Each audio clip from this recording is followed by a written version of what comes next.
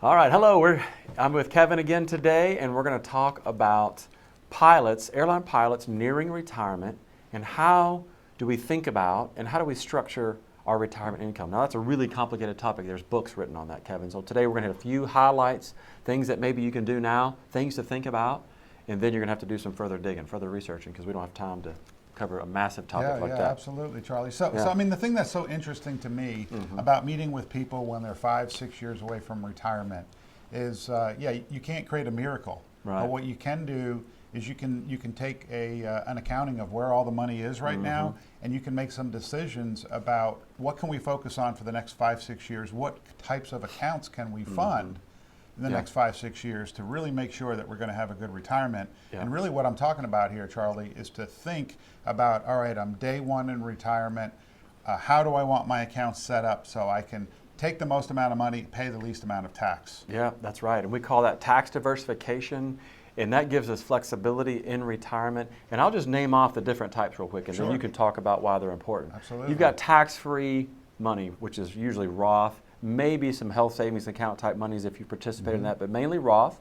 Then the one everybody has the most of is the pre-tax, meaning when you take that out, it's going to be like taxable income. So that's the second one. The third one is the taxable brokerage account. Capital gains tax rates are usually a little lower than the income tax rates. And then, of course, if you count the health savings account, if you participated, that could be a fourth, but it's also tax-free. So those, that's some good tax diversification if you get all of those.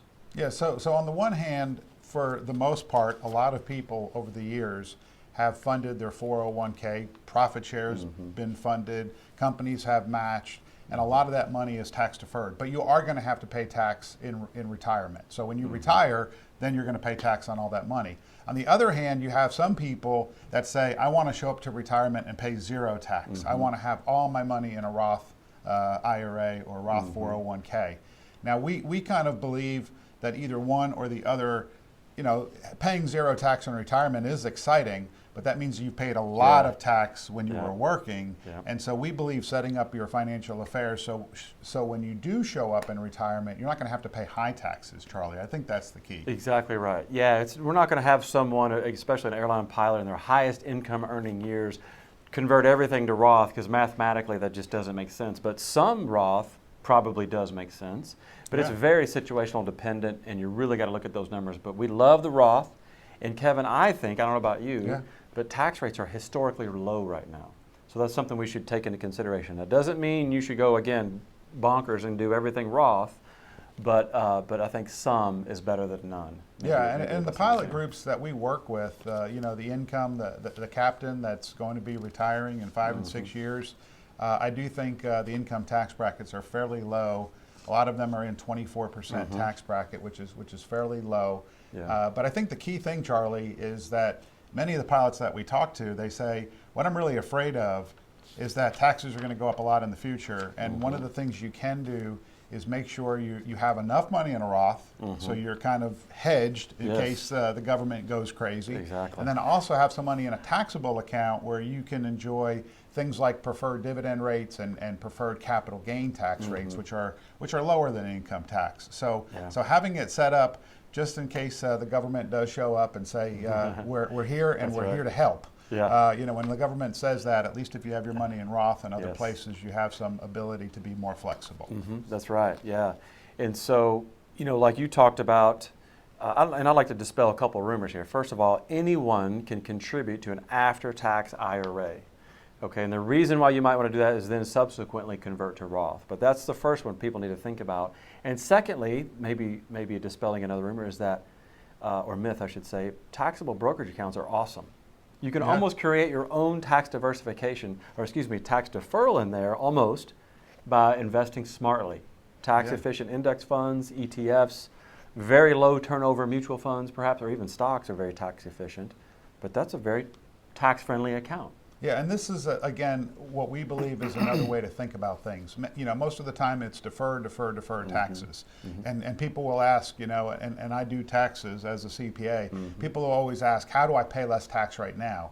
But if you do get money into a taxable account, you can kind of set yourself up for the future to pay lower taxes and, like you said, defer. And the way that you defer taxes is make sure that you're using low cost, low turnover index funds or passively managed funds, and make sure that you have the investments in those accounts, the right types of investments that are not going to generate ordinary income, which we're not going to get into the weeds here, but there's lots of information out there on how to do that. Yeah, so when you do retire at 65, or if you decide to retire earlier, great.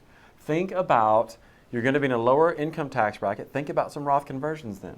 You need to be careful and understand what tax bracket you're going to be in, but that's a great opportunity since your income has just declined significantly, probably, convert some to Roth so that when you get to your age 70 and a half, your RMDs may be a little lower. So that's one thing to do. Well, and that's the reason why these decisions are all together. I mean, if you take Social Security at age 66, then you go to convert to Roths, might not be as good of an idea. You might want to delay taking Social Security, have a number of years of converting money to Roth IRAs. Yeah, the last concept we'll share, Kevin, we're going to have a graphic on this, but typically when people withdraw income, and they're just doing it on their own, they're going to go onto the web and they're going to go, how do I withdraw? And it's going to say something like taxable, tax deferred, tax exempt. Withdraw in that order, right? That's right. Kind of conventional wisdom, which is probably okay. However, if you've got these 3 to 4 different types of taxable income that we talked about, and you withdraw a little bit from each, again, there's going to take some thought there, you can reduce your taxes significantly in retirement. Yeah, and there's a heavy-duty tax geek that I follow, and I'm a tax geek myself, but he actually uses the expression flying below the radar. And his thought process is, when you're retiring, you want to fly below the radar, which the radar meaning the higher tax brackets. And so you can set up your affairs once again, as you just mentioned, Charlie, to make sure that you're flying below the radar for the rest of your life. We love to pay less taxes, but sometimes paying less taxes later is even more valuable. Absolutely.